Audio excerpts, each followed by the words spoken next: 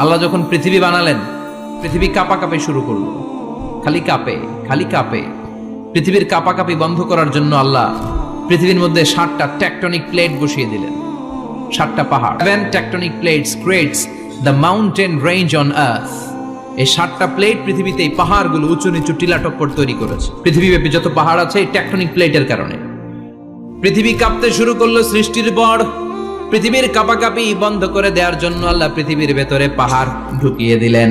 পাহাড় পেরেকের মতো গেড়ে দেওয়ার পরে পৃথিবীর কাঁপাকাঁপি বন্ধ হয়ে যায়। ফেরেশতারা অবাক হয়ে বলে, মাবুদ, পৃথিবীর কাঁপাকাঁপি বন্ধ হলো কেমনে? আল্লাহ বললেন, ও ফেরেশতারা, পৃথিবীর মধ্যে আমি পাহাড়কে গেড়ে দিয়েছি।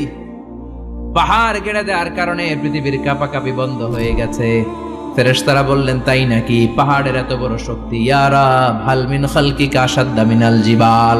আপনার এই সৃষ্টিকুলের মধ্য থেকে পাহাড়ের চাইতে বেশি শক্তিশালী কিছু আছে নাকি?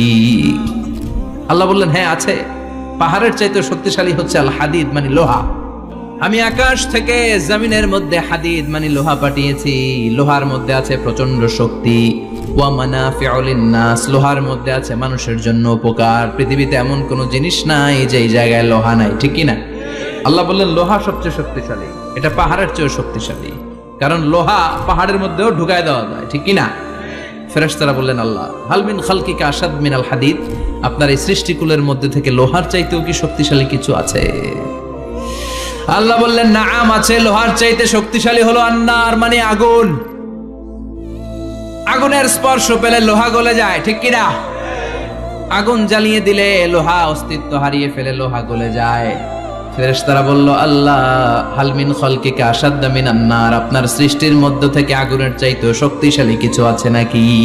আল্লাহ বললেন, আগুনের চেয়েও শক্তিশালী হলো পানি। আগুনের মধ্যে যদি পানি ঢেলে দেয়া হয় আগুন নিভে যায়, ঠিক কিনা?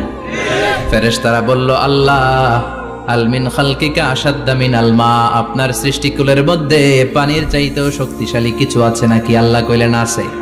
সেটা হইল আর রিহ, মানে বাতাস। সুবহানাল্লাহ কোন? কারণ বাতাসের ঝাপটায় পানি দোলা খায়। বাতাসের ঝাপটায় পানির মধ্যে উচ্ছ্বাস তৈরি হয়, সাগরে জলোচ্ছ্বাস হয়, ঠিক কিনা? বাতাস ধাক্কা মারলে পানিতে দোলা লাগে, সিডর হয়, নার্গিস হয়, আইলা হয়, মহাসেন হয়, ঘূর্ণিঝড় হয়। পানির চাইতে বাতাস বেশি শক্তিশালী।